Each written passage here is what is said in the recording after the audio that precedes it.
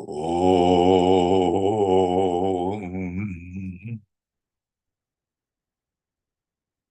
Om.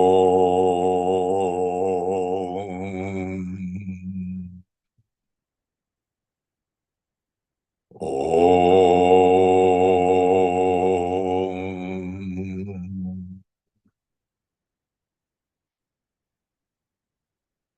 Gurur Brahma, Gurur Vishnu, Gurur Devo Maheshwara, Gurureva Param Brahma, Tasmai Shri Gurave Namaha. Chinmayam Vyapyat Sarvam Trailokyam Sacharacharam Tatpadam Darshitam Yena Tasmai Sri Gurave Namaha. Tvameva Mata cha Pita Tvameva Tvameva Bandhuscha Sakha Tvameva Tvameva Vedya Dravinam Tvameva Sarvam Mama Deva Deva Tvameva Sarvam Mama Deva Deva. Jai Guru. Om Sahana Bhavatu, Sahana Bhunaktu, Sahaviryam Karavavahai, Tejasvinavadhitamastu ma vidvishavahai. Om Shanti, Shanti, Shanti. Aishani, are you here? Come in, and Vishwani is with you? Yes. Oh, we have the two ladies, and we have the baby. Are you comfortable there? Would your back, would you be better in a chair? Which one do you take this? And if you would prefer a floor chair, we have that. Is this going to be in your eyes, the light? No, this is fine. Okay. She has some glasses. And this is Dario. He's new. Nice to see you. Vishwani. Yes, you've got to balance out all this goddess energy tonight. We'll try my best. We'll try our best, Cyril. Okay, so we're in chapter 6. What verse are we on, Mark? On verse 9. Verse 9? 9, yes. Okay. Deepa, can you help us? Yeah. And maybe help Dario find a page. Do either of you want a copy of the text? I've got some there. Okay, I'll take it.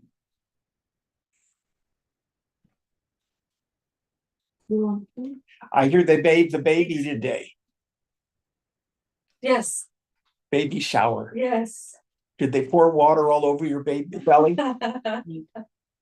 She did get asked that question. Yes. All right. And what page are we on? 415. There's maybe slight differences pagination with different editions of the book. Chapter 6, verse 9. Verse 9. All right. Will you help us out, please, Deepak? Yeah.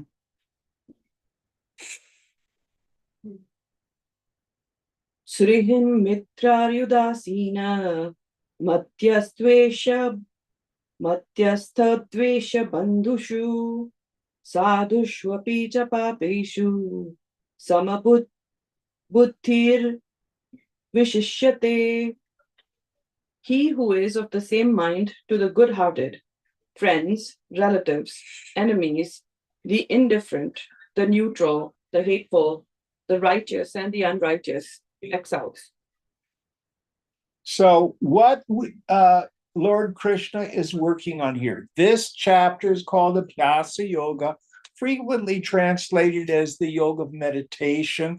Abhyasa literally means practice. Usually dhyan is the word we use for meditation. So these are not only techniques that we use when we're in our meditation seat, but practices we do when we're in the world. This is what I call meditation in action. And what he's been working on are two fundamental practices. The first we call Sakshi Bhav. What does that mean? Witness nature. The attitude of the witness. I want to stand back and be the witness of my interior experience. I'm not my feelings, I'm the knower of my feelings. I'm not my thoughts, I'm the knower of my thoughts. That's the first thing. 90% of our healing here is awareness. If you can't see what's going on, no chance of really being free from it. We're unconscious. I think the people today say we're acting out on unconscious tendencies. So we endeavor to make the unconscious conscious. So I can be honest about what I'm feeling and thinking. Now, the other part of this Sakshi Bhav, and again, I repeat this because it's so important. The way to heal the mind is to get out of the mind. When you're sitting, just don't do something, sit there. What do we do when thoughts and feelings arise while we're sitting in meditation? What do we do? Watch it. Yeah. Be the uninvolved witness. It's like you were sitting on the bank of a river and you're watching the river go by. That's the stream of the mind, the thoughts, feelings, impressions, all the narratives, etc. And we let it go by. And if a boat comes by, let it go by. You don't want to jump on board and then go through the hold. But that's frequently what you and I do. Who can tell me what the word vritti means?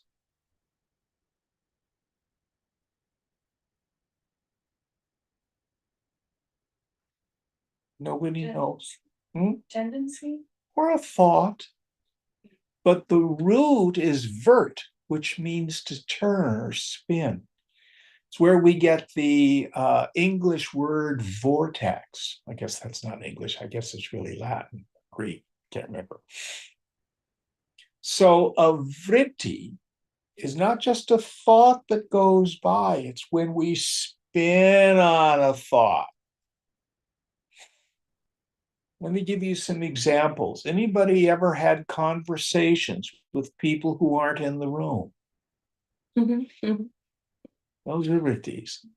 That's all made up. That's all illusion. It's not real. Or planning a conversation you're going to have down the road. Wait till I see them, and then I'm going blah, blah, blah, blah, blah. Who's done that one? All an illusion. It's not now. So last week we had some of the wonderful verses continuing with tonight on what we call sama drishta. Drishta means vision. Sama means the same. This equality of vision. So what we want to do is when the mind extroverts, oh, I really like this situation. Oh, I really like this person. No, rein it back in. Keep the senses residing in the sense centers, is what the tradition says. What does that mean? So, like, if you're going around Whole Foods, your mind is pretty equanimous, and then you pass by the dessert counter and you see this fabulous chocolate cake and you go, ooh. Or young people, you're walking down the sidewalk and there's a good looking boy or a good looking girl. And you go, I'm sure none of you ever do any of that. And especially those of us who might be a little bit older, we never do that, do we? But you can feel it when your energy goes out like that. Is this making sense? Yeah. You got to watch, you got to pay attention to it. Shankara says the best uparati, sense withdrawal. If you're a yogi doing Raja yoga, we would call it pratyahara, is not just being able to shut everything out. It's when we're moving through the world. The sense objects don't create vrittis in the mind. We just let it all pass through. Friend, foe, just let it happen. Now, especially in the beginning, your mind will react. You may be in the market and the person in front of you is just taking a really long time to check out. Who's ever had that experience in your mind? Goes, why can't they, have the credit card ready? Anybody done that one? You see, so you notice it. Drop it. Now, Krishna will later say the king of yogas is japa. Who can tell me what japa is? Recitation of mantra. Yes, excellent. So when the mind extroverts like that, Om Namah Shivaya, Om Namah Shivaya, Om Namah Shivaya, Jai Shri Hanuman, Jai Shri Hanuman, Jai Shri Hanuman. Whatever your mantra is, Allah, Allah. Bring your mind back. And it's not just with positive things, but it's also with negative things. You're at the bank or on the bus, and there's somebody who really needs a bath. They stink. And inside your mind, you go, I want to get away from them. I want to get away from them. It's just a smell. Can you just stop? Notice it and notice your reaction. Staying in that position of Sakshi Bhav. Just don't do something, stand there.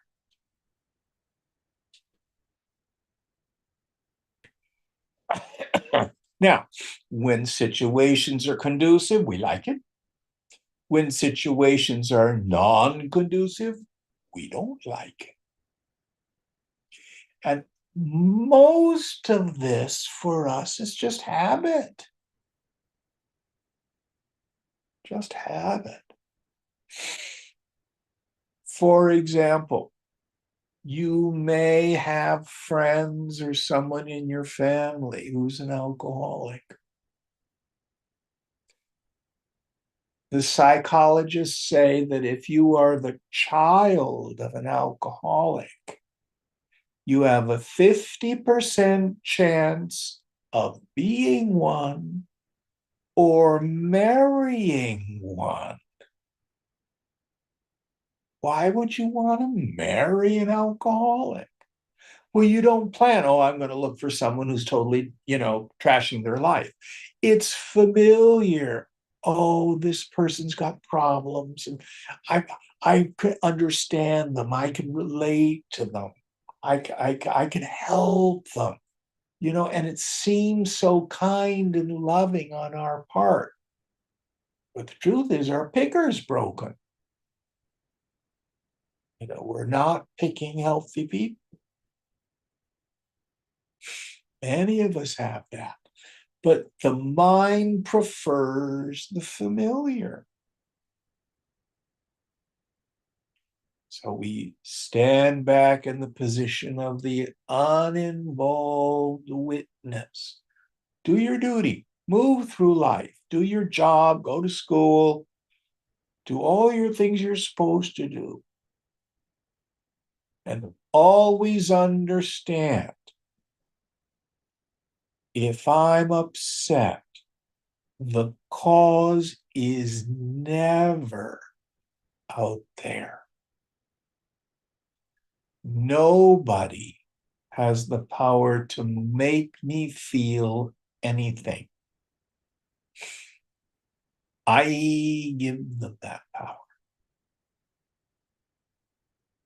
largely unconsciously. Wake up. Be woke. Be spiritually woke.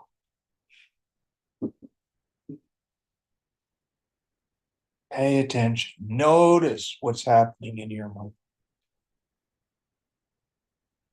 And again, just watch it. Just because you have a feeling or a thought doesn't mean you need to act on it.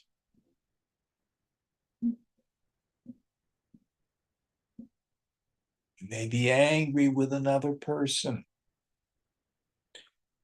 It's a spiritual axiom that if I'm disturbed, no matter the cause, I'm the one with the klesha. I'm the one with the attachment, the identification, the expectation, the control issue. It's never, ever, ever out there. Now, that doesn't mean they're right and I'm wrong. I'm not saying that.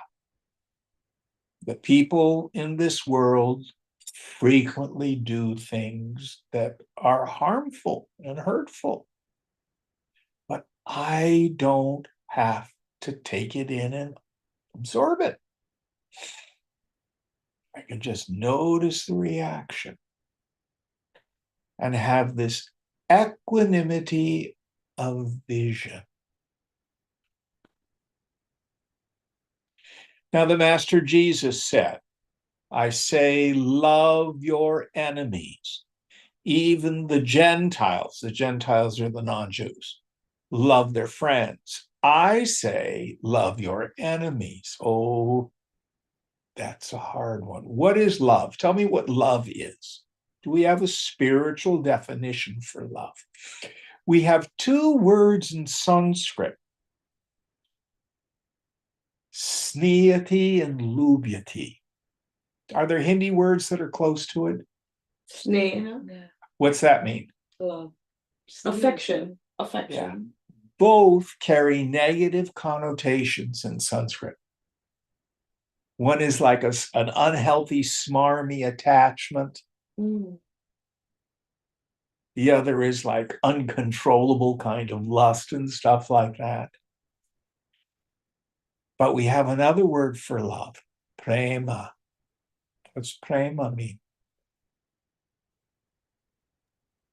Unconditional love. Or love without condition.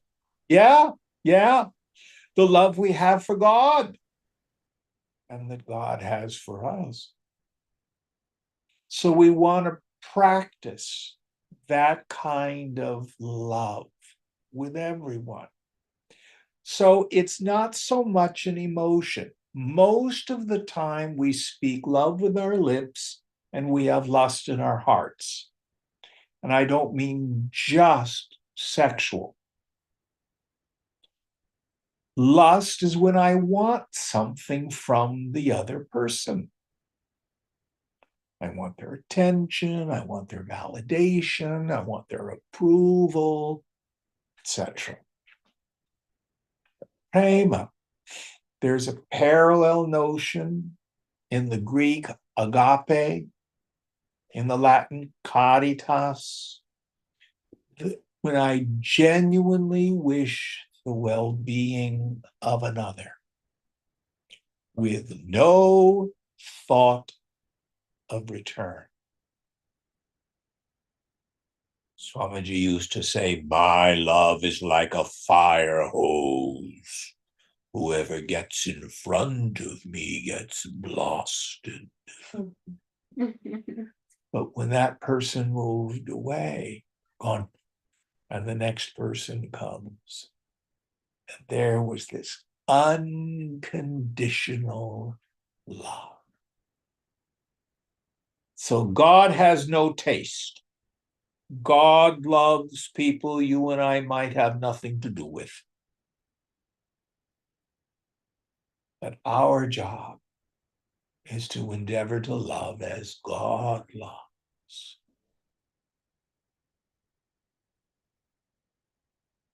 Any thoughts on this? All right, next verse.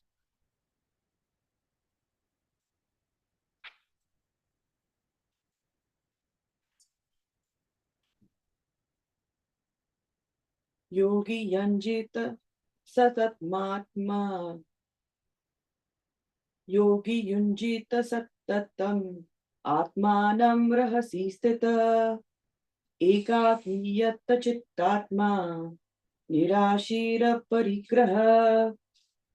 Let the yogi try constantly to keep the mind steady, remaining in solitude, alone, with the mind and body controlled, free from hope and greed. Okay, so we can look at this shloka from two viewpoints. The first is in our meditation seat.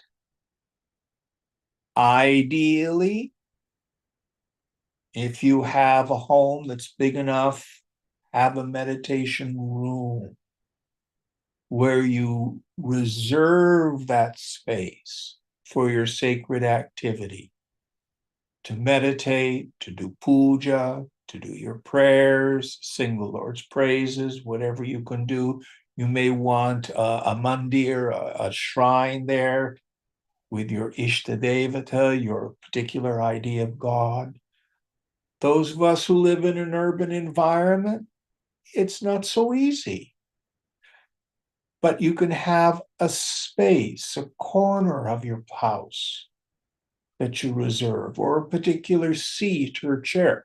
For me, this is my meditation chair. This is where I do my spiritual work. And you'll charge it up with your own vibration. Now, Yogananda used to say, environment is stronger than will, especially in the beginning. You may find it easier to meditate with other people.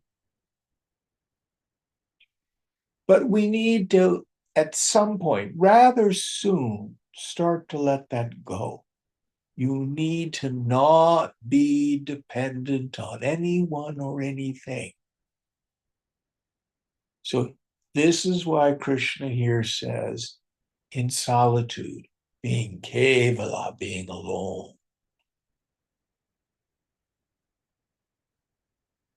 The other understanding of this idea, even when we're moving through the world, make everything that's going on about your spiritual practice.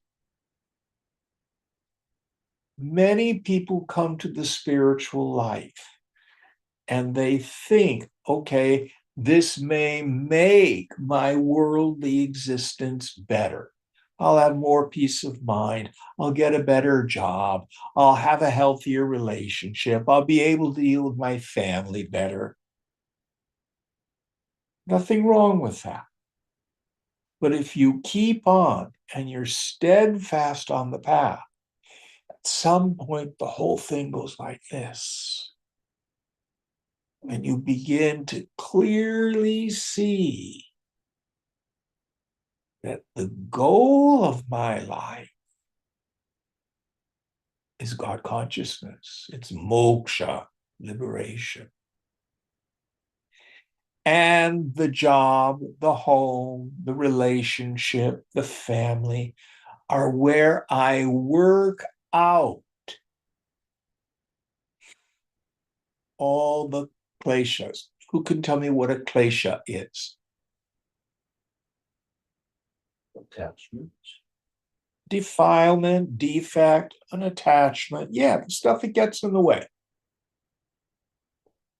So life itself is the greatest guru.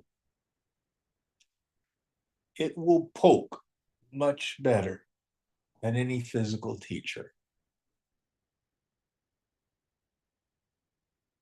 I don't need to point out your flaws. The world will do a fine job of it. And of course, the best way to find out what your character defects is get a relationship. It'll all come up then. And how do I know? If I'm disturbed. If I'm disturbed, I've got a klesha. It's that simple. It's like the check engine light in your car. If I'm upset, I have the klesha. It's never, ever, ever out there. Now, the deepest meaning of solitude is when the yogi clearly realizes there's only one of us here. Only one of us here. There is no otherness. All right, next idea after being alone or in solitude. That was the second idea. What was the first one? Let the yogi try to keep the mind steady. Yes. So the idea of, again, not letting it extrovert into the senses. Keep your mind where your hands are working. Stay out of the dead past and the unborn future. Bring your mind into the now. Keeping this steadiness of mind. And then we already did solitude. What's the next idea? I would be alone We did that one. with the mind and body controlled. Yes. So the idea here is when you're in your meditation seat, the idea is to keep in mind you want to have your spine straight, the back, neck, and head in alignment. You can sit cross-legged on the floor. Those of you who've been raised in a culture where there are not chairs, that's much easier. A lot of you Indians who have been raised here in the US, you don't have the strength in your lower backs that you would have if you were always sitting on the floor in India. Westerners, we're out of luck. You know, a chair is fine. Now, the way I'm sitting, this chair sags. The fan is in. So, posture, good. You can do what we call sukhasana, with your legs crossed. You do not have to do padmasana. If you can, it will stabilize your seat better. What's padmasana? Lotus posture. And if you want to know what that is, anybody here adapted yoga? Can show somebody if they want to know So, what padmasana is. is it like? Where Yeah, do you- one like this And it locks your yeah. and what it will do is it will really stabilize your meditation seat. But it's not required. Yeah. It's not required. And then don't fidget. Stay still. Now, these kleshas, these sanskaras, these deep impressions, these vasanas are in the mind, but they're also in the body, because the body and the mind are not separate. There's just a gross and subtle form of the same thing. So when you're in your meditation seat, they will show up as out of the blue, all of a sudden, I have an itch. Or some nameless pain. My thumb starts to hurt. Or stuff like that. Who's had those sorts of things happen in meditation? Yeah. Just be aware of it. Don't resist. And don't move. Now, if it becomes so unbearable, go ahead, scratch your cheek and go back. But see if you can develop the ability to not have to fidget in meditation, to keep your body still. How long should I meditate? Depth of meditation is more important than length, and regularity in meditation is of utmost importance. So let's say you've got a date on Saturday night and it's Monday and you want to have a buffed body. So you're going to go to the gym for the first time in a year and really work out. Are you going to have a buffed body by Saturday? Yes, no? No. Why not? How do you develop a strong, healthy body? You go to the gym regularly. 3 times a week, 4 times a week, whatever your regimen is. Meditation is the same way. Start, if you need to, 5 minutes. If you can expand it to 10, and 15, then 20. For most people, it takes at least 20 minutes for the mind to settle down. If you can do half an hour, that's good. 40 minutes, an hour is great. For early stages of practice, you don't need more than that. You can do half an hour twice a day, you're doing really, really well. Aishani, what does Sri Ravi Shankar suggest? I'm curious. Same thing. 20 minutes twice a day, Yeah, at least. at least. And if you can do it 5 times a week and you take the weekend off, fine. But you've got to do it. And you don't judge the efficacy of meditation from each particular city. So let's use body work as a metaphor. So if you get a real light Swedish massage, they put all the oil on and they just kind of rub lightly and make you feel good. Is that necessarily therapeutic?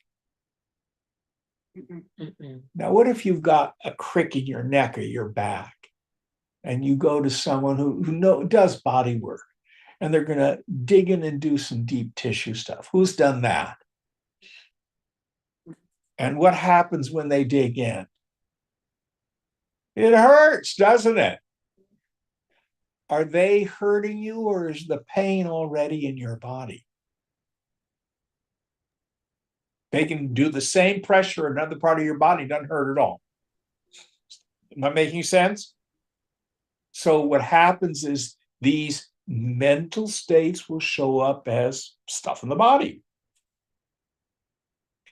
So the body work that may be most painful, they're working on your lower back and all of a sudden, you start crying and stuff like that out of nowhere. Because you're releasing stored pain, stored trauma. Meditation is the same way. Sometimes the meditations that are most difficult, where your mind is all over the place, are the best. If what you do is just don't do something, sit there. Don't get up from your meditation seat and say, I just got a noisy mind today. It's not a good day to meditate. No, sit. Some days you'll be really quiet. Other days it'll be a lot of work. And it's not so much the noisiness is coming in from the outside. Meditation is not putting a salve on top of your mind. What we're doing is it's more like lancing a boil. You lance a boil and all the pus comes out. It's like rolfing your own mind. What we call it is the unloading of the unconscious. This is a normal and natural effect of regular meditation. You will find nameless fears arise. You don't even know what you're afraid of. Or sadness, deep sadness will arise. Or anger will arise. Or lust will arise. And it's from deep in the unconscious coming up and out. What do? Sit there, watch it. You don't need to go causation hunting. Oh, why am I feeling this? Not necessary. Just be present to it and don't try to get away from it. When we talk about the qualifications of a fit student, what it takes, frequently you'll hear virya, which is to have a warrior spirit, to be courageous, or yoga balam. Balam means strength. Why? Because this takes courage. It takes a lot of courage. And as the unconscious unloads, I have very good news for you. It's humiliating.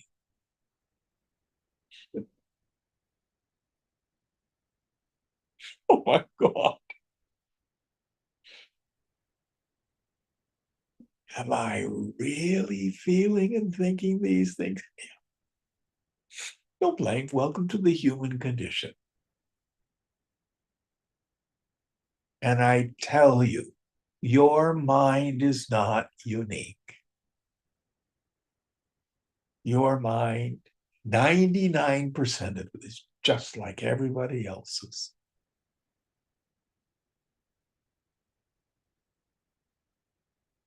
You have a syndrome called spiritual ignorance. That's all it is. No big deal.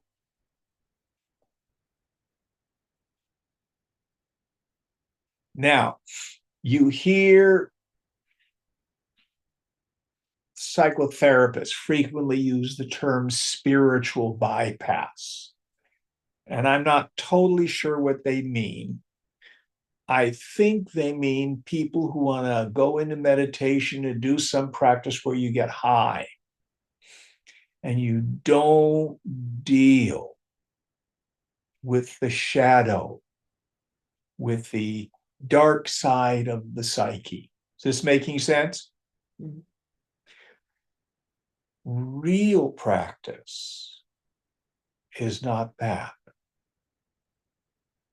Real practice, you sit in meditation, And all these kleshas arise, these doshas, these defects, these vasanas, these sanskaras. They have many names for them. They arise out of the unconscious, and we're just simply present to them. And if you're very sad, just cry. And then they pass. Underneath that is peace and freedom. I promise you that.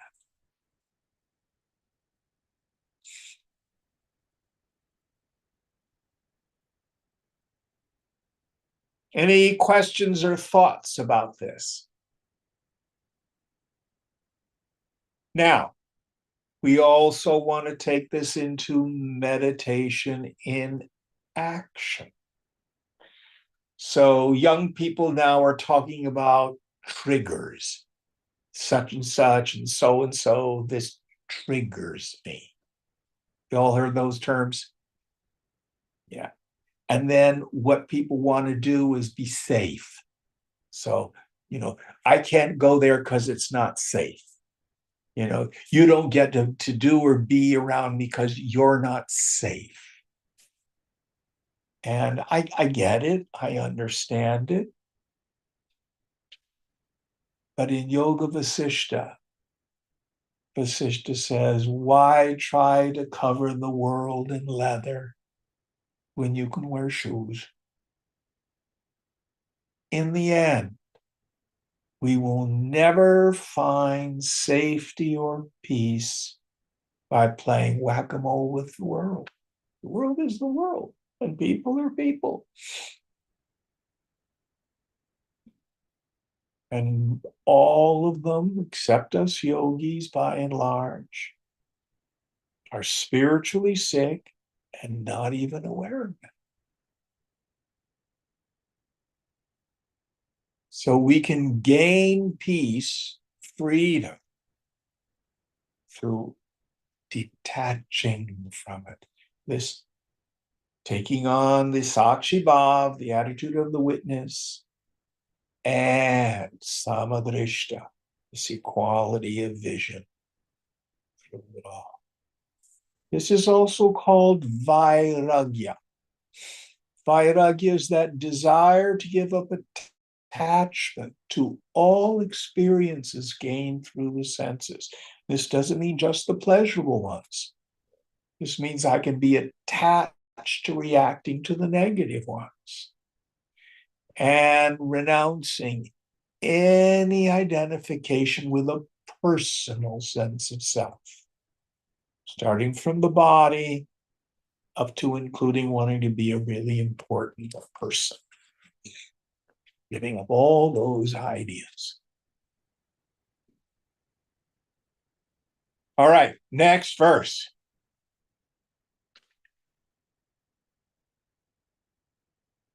Shucho deshe pratisthaya siramasanamaatmana natyuchriktam nati nicham jailajina pushottaram. Having in a clean spot established a firm seat of his own, neither too high nor too low, made of a cloth, a skin, and kusha, grass, Kusha grass, yes. one over the other. Do the next verse with it. Yeah. Tatre kagram mana kritva yatachittendriya kriya upavishyasane yunja yogamatma vishuddhaye. There, having made the mind one-pointed, with the actions of the mind and the senses controlled, let him, seated on the seat, practice yoga for the purification of the self. Now, here yoga doesn't mean karma yoga. It doesn't mean Raja yoga with its pranayama. There's nothing wrong with those. What does yoga mean? The root is yuj, which means to join, to yoke the mind to the self. Now, here Krishna describes the ancient classical form of a meditation seat. Basically, what he's saying is a comfortable place. There is no virtue in tormenting the body. I have to tell you a true story. So this was 1988, and I'm up in Siddhabadi studying Vivekachudamani with Swamiji. And I wander outside the ashram into the Himalayan forest. This is where the rishis of old used to sit and meditate. I looked around trying to find a flat space to sit down. I couldn't really find one. So I finally chose one, and all these pebbles kept poking my butt. I'm sitting there, and then all of a sudden, ants start crawling over my foot. And the next thing I hear is bah, bah, bah, local goat herds. And then wah, wah, wah, as the car comes down the road, and I just started to laugh and laugh and laugh. All my romantic ideas about sacred India and the Himalayas. Now, the Himalayas are wonderful. But what Krishna is saying here is find a comfortable place to sit. And as we said earlier, if you need back support, get a little back chair or sit in a chair. If you want to get a zafu or one of these little meditation benches, you find what works for you. The principle: spine, neck, and head in a line. Hands in an open position on your lap.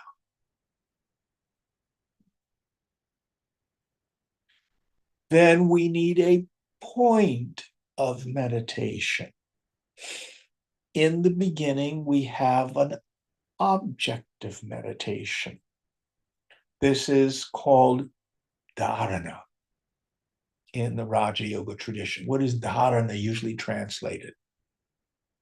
A strong commitment.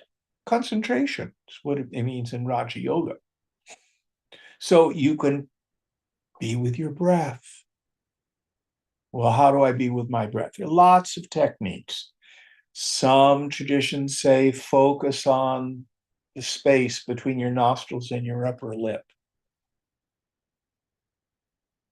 Other traditions, some of the Zen ones, they say focus on what they call the hara, your solar plexus. I'm fond of the heart center. Breathing into the heart.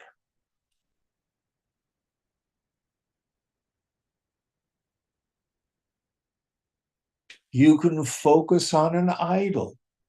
If you are strongly attached, I know Ashley is deeply, deeply attached to Lord Krishna. Do you have either a photo or a painting or an idol of him, Ashley? All of the above. So when you're in meditation, you can just gaze at Lord Krishna. Close your eyes and try to see that image in your mind. We talked earlier about japa, the silent repetition of a mantra, a sacred word. Now, we don't want it to be mechanical. When you're doing japa, always include silence around a series of repetitions. Om Namah Shivaya, Om Namah Shivaya, Om Namah Shivaya, Om Namah Shivaya.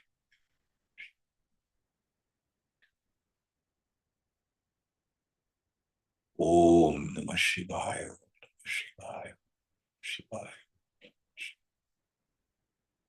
If you're really upset, you can say the mantra faster and louder in your mind. If your mind gets quiet, slow the mantra down. Oh.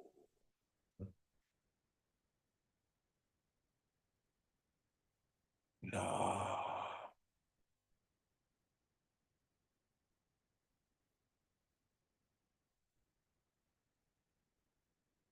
Shiva.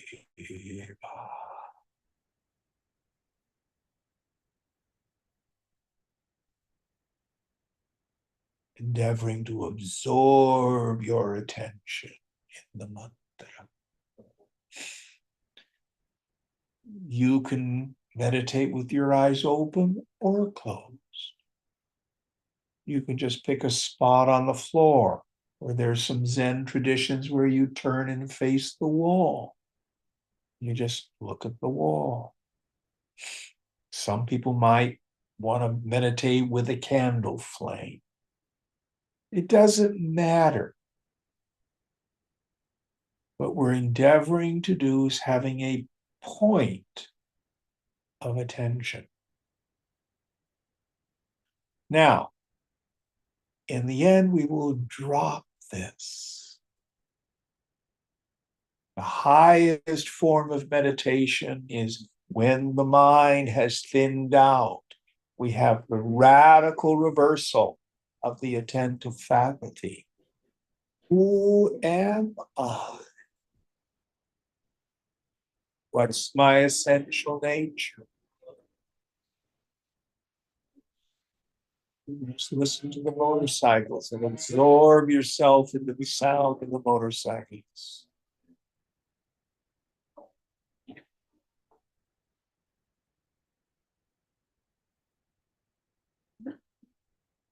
Anything. Just absorb your mind. Concentrate it in the now. A single pointed mind is as good as no mind. Now, in a 20-minute meditation, if you have moments where there's no discursive thought, you're doing very well.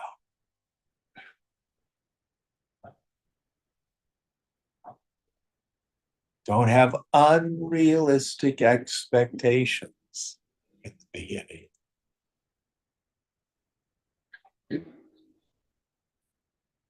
Be patient. Watch. Don't get caught up in the theme of your thinking. Gently but firmly bring your attention back to your point of concentration.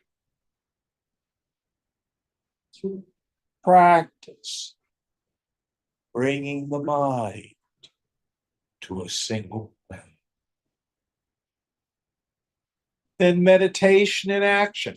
If you go on a Zen retreat, frequently you'll find that there's a period of sitting in meditation, and then it's followed by walking meditation. Who's been on a retreat where they do that? But what you can endeavor to do is try to keep your mind in meditation while you're moving through the world. If your mind is single-pointed, you'll find all of a sudden the colors are vibrant. The sensations are so intense because you haven't got this vimarsha, this deliberation going on in your mind.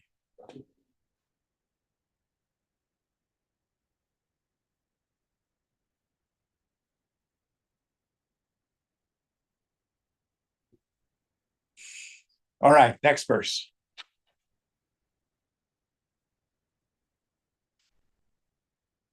Samam kaya shira samam kaya shiro grivam dharayanna chalam sthira sampreksha nasikagram swam dishashchana valokayan. Let him firmly hold his body, head and neck erect and still, gazing at the tip of his nose without looking around. Okay. Is that what we're supposed to do in meditation? No. The idea here, it's a metaphor. It's again bringing the mind's gaze to a single point. It's not being cross-eyed. That's ridiculous. And if you'll notice, he'll say, oh, concentrating on the spot on the forehead between the brows. Well, now he says on the tip of the nose. The thing to understand is have a point of concentration. So here he's reiterating what I said earlier about posture, keeping the spine, neck, and head in alignment, and endeavoring to have a point of attention. Can be the breath, can be a mantra, can be your murti. And as thoughts arise, we notice them, gently but firmly bring them back to your point of concentration.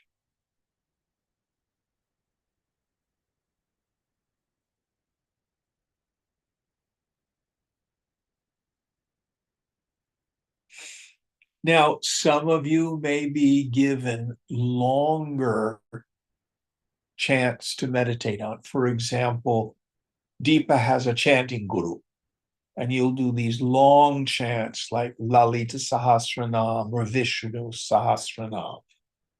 But it's the same principle. When you do it, don't space out.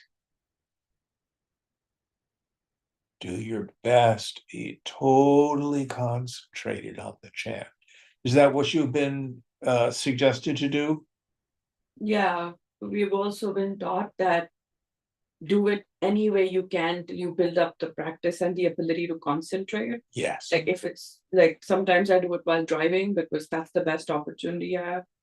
So whenever it is possible, do it anyway. Yes. But yes, do it with your best intention. And the best intention is to be totally present to it. Yeah. Or it can be something physical, like my brother does Tai Chi. He's a very physical guy. And he likes body meditation. So he does Tai Chi. And the idea is to be really present to the movement and the energy when you're doing it. All right, next verse.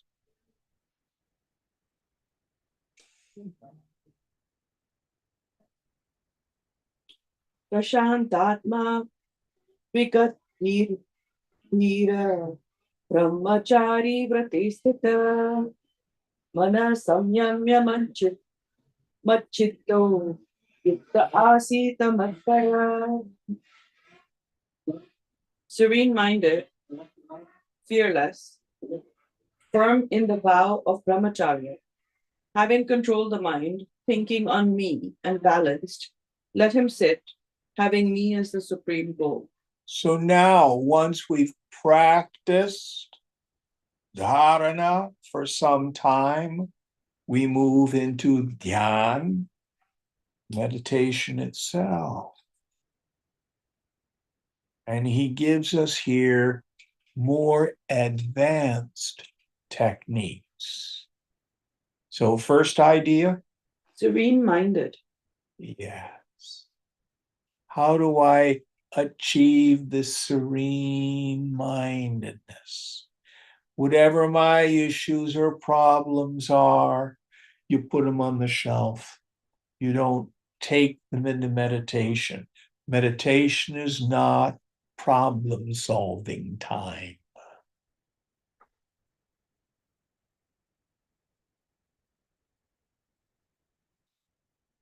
We have Ishvara Pranidhana. What's that mean? Trustful surrender to God. Trustful surrender to God. At least for my 20 minutes, I give my will and my life over to you, Lord. All my relatives, all the politics, finances, all of it. I surrender it all. I'm here just for the infinite.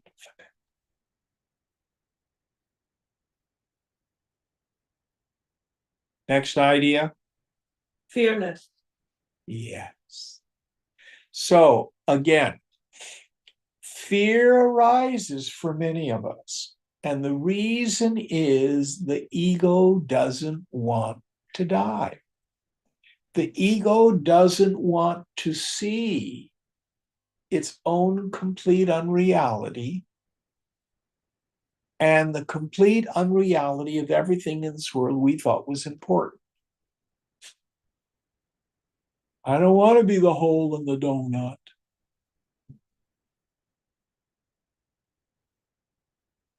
So this is why some scripture study can be of value, because we have the jnana, which prepares us for the vijnana, the understanding that prepares us for the direct experience. But fear will arise, the fear of letting go completely.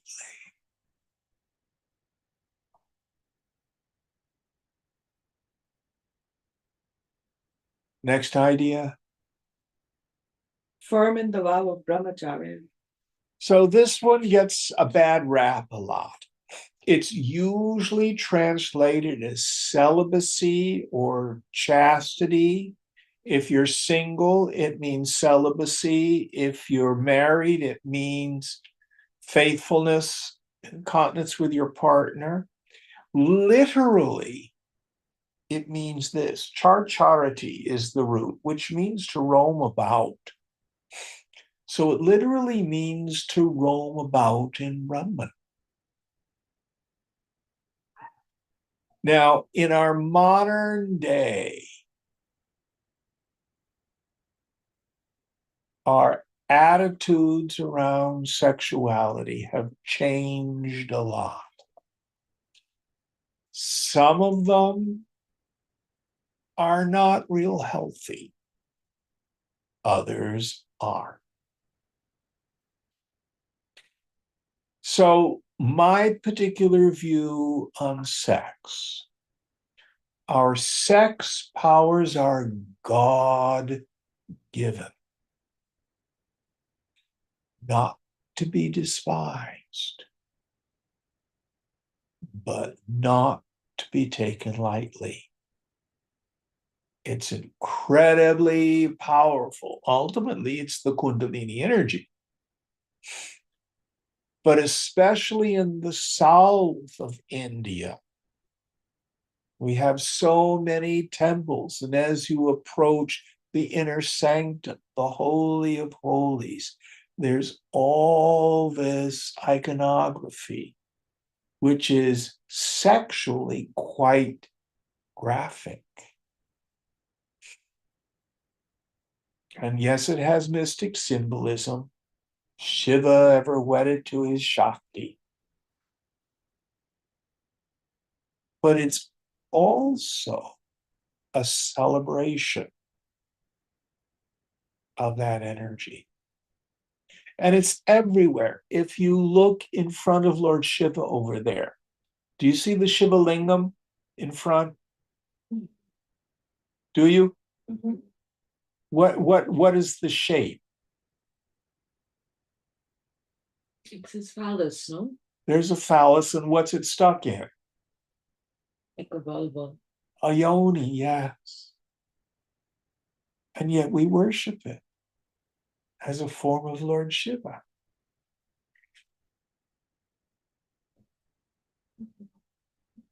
Oh no, let's not talk about that.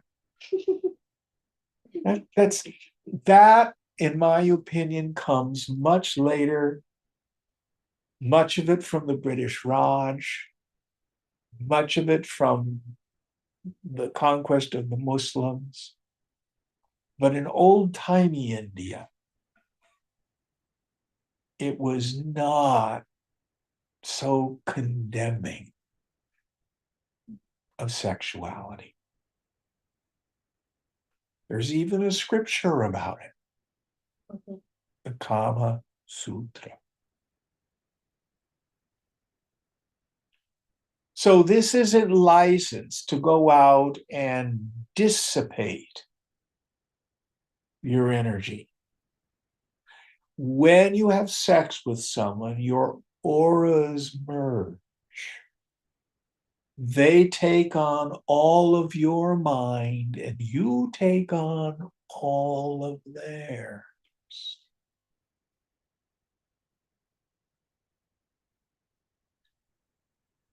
But celibacy, brahmacharya, with that definition, is far more a gift than a discipline. If you take on celibacy out of an idea and you're not ready for it, you're going to spend your time thinking about the sex you're not having. You will probably fall off the wagon, and then you're going to be filled with shame and guilt. Does this sound familiar for any of you? So you need to be middle path, as the Buddha says. And I like to think of it, these are God-given powers, not to be despised, but not to be taken lightly. It's very important stuff. Be very judicious how you use that power. And it's meant to be enjoyed.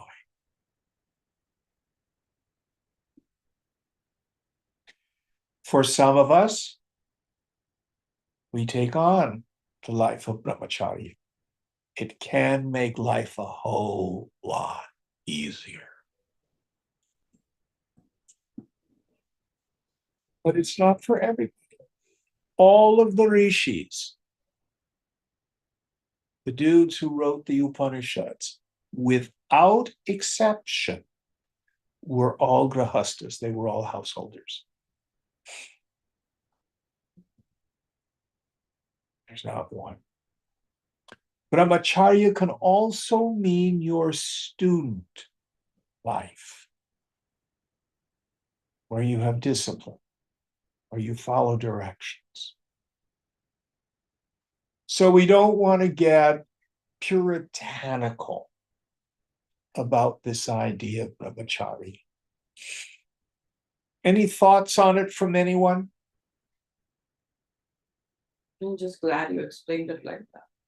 I've never thought of it that. Well, its literal meaning is to roam around in Brahman. I didn't make that up. That's the literal translation. But it does us no good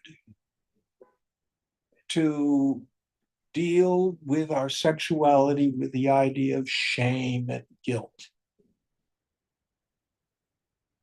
I'll share with you out of my own experience. This was my mother's message to me about sex. Sex is something that's vile, base, filthy, and disgusting that you save for someone you love. That's crazy. I'm probably not the only one who got a message like that.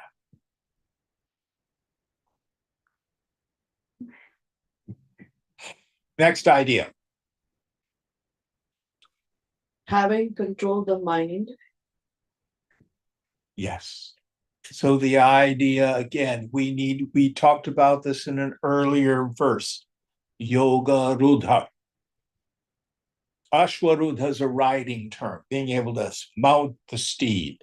Yogarudha is to mount the steed of the mind.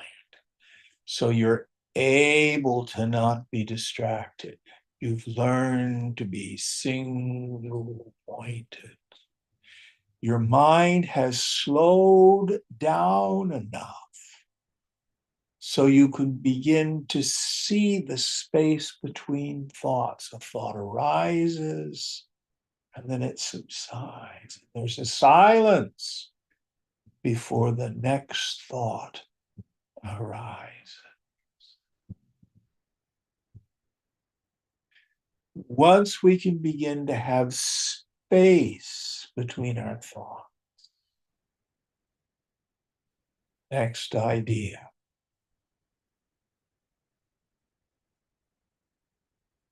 Me?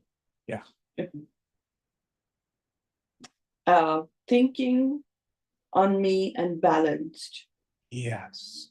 Now remember, earlier stages of practice, you think on Krishna as other. But when Krishna uses the word me, he's talking about the self. He's talking about yourself. So when your mind has attained some thinness, tanu manasaha, chitta shuddhi, purity of mind, some sattva, then with the attentive faculty, turn within. Koham. Who am I? What is my essential nature?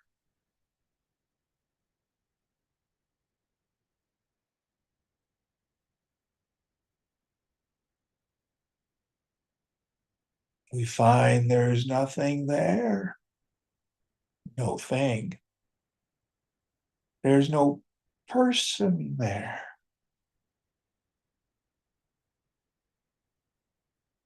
Just that vast, empty space of pure awareness.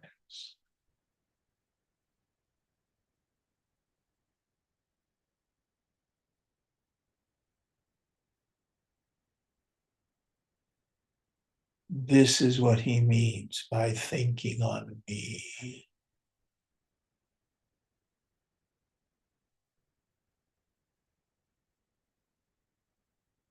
And when the mind returns and the thoughting happens, no problem.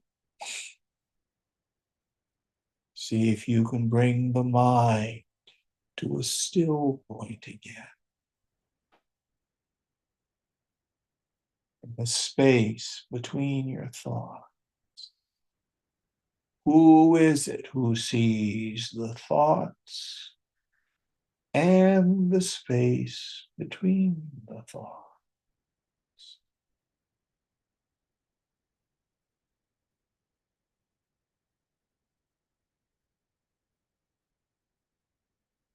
The last idea.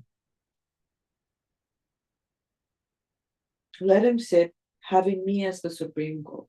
Yes.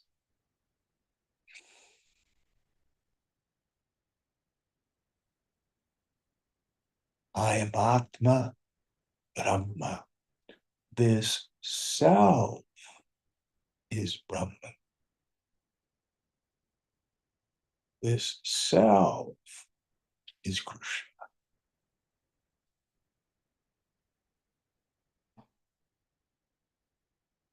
All right, this is a good place to stop tonight. Om Purnamada Purnamidam Purnat Purnamudachyate Purnasya Purnamataya Purnameva Vashishyate. Om Shanti Shanti Shanti. Hari Om Sri Guru Pyo Namaha. Hari Om.